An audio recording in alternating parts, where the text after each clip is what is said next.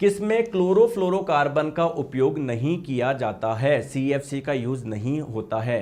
तो दोस्तों क्लोरोफ्लोरोकार्बन का यूज कहां कहां पर होता है, देखो एनसीईआरटी में लिखा हुआ है। इसका यूज रेफ्रिजरेंट यानी प्रशीतक के रूप में होता है। रेफ्रिजरेंट क्या होता है दोस्तों, जो हमारा रेफ्रिजरेटर होता है ना, उसमें एक फ्लूइड होता है ना, जो आप लोगों का कहलाता है रेफ्रिजरेंट यानी प्रशीतक, उसमें होता है। दोस्तों फायर एक्सटेंशन में भी इसका इस्तेमाल होता है।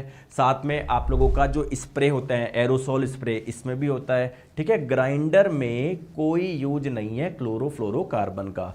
ये जो एनवायरनमेंट चैप्टर है हमारा, उसमें दिया हुआ है। अब मेरी बात को आप लोग ध्यान से समझिएगा।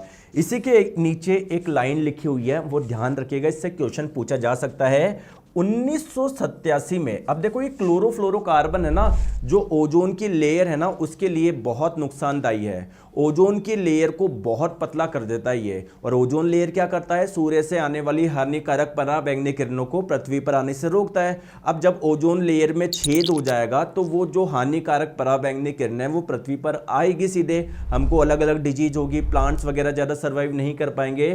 तो 1987 में यूएनईपी यानी यूनाइटेड नेशन एनवायरनमेंट प्रोग्राम ने क्या करा, एक एग्रीमेंट किया कि भैया टू फ्रीज क्लोरोफ्लोरोकार्बन प्रोडक्शन यानी सीएफसी का प्रोडक्शन बिल्कुल फ्रीज करना है। कब तक, 1986 में जो लेवल था उतना लेकर आना है हम लोगों को 1986 में।